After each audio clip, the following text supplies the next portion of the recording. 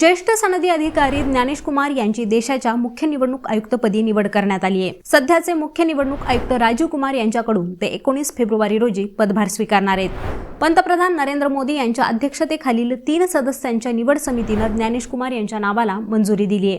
त्यानंतर विधी आणि न्याय मंत्रालयाकडून याबाबतचा शासन निर्णय हा सोमवारी म्हणजेच 17 फेब्रुवारीच्या रात्री काढण्यात आला आहे। ज्ञानेश कुमार यांचा कार्यकाळ हा 26 जानेवारी 2029 पर्यंत असणार आहे। आता कोण आहेत हेच ज्ञानेश कुमार पाहूयात या व्हिडिओच्या माध्यमातून।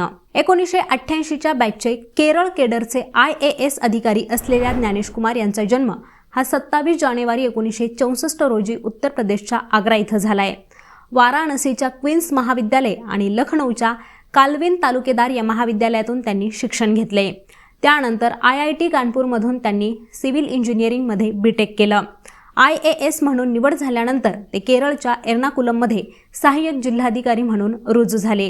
त्यानंतर त्यांनी केरळमध्ये विविध पदांवर काम केलं। केंद्रीय गृहमंत्री अमित शहा यांनी जम्मू आणि काश्मीरमधील कलम 370 हटवलं। या विधेयकाचा मसुदा तयार करण्यात ज्ञानेश कुमार यांची भूमिका ही महत्त्वाची राहिली होती। त्यावेळी ज्ञानेश कुमार गृह मंत्रालयात संयुक्त सचिव म्हणून काम करत होते।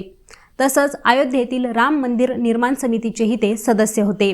राम मंदिरातील प्रभू श्रीराम यांच्या बालरूपातील मूर्तीची निवड करण्याच्या मंडळातही त्यांचा समावेश होता। ज्ञानेश कुमार यांच्यासह निवडणूक आयुक्ताचीही निवड करण्यात आली आहे। 1989च्या बॅचचे हरियाणा केडरचे डॉक्टर विवेक जोशी हे आता निवडणूक आयुक्त असतील। निवडणूक आयुक्त हाच पुढे जाऊन मुख्य निवडणूक आयुक्त होतो असा प्रघात राहिलाय। ज्ञानेश कुमार हे देखील राजीव कुमार यांच्या नेतृत्वाखाली निवडणूक आयुक्त म्हणून काम पाहत होते। देशाचे 26वे निवडणूक आयुक्त म्हणून ज्ञानेश कुमार हे या वर्षाच्या शेवटी बिहार विधानसभा निवडणूक आणि 2026 साली केरळ आणि पुद्दुचेरी येथील विधानसभा निवडणुकांवर देखरेख ठेवतील।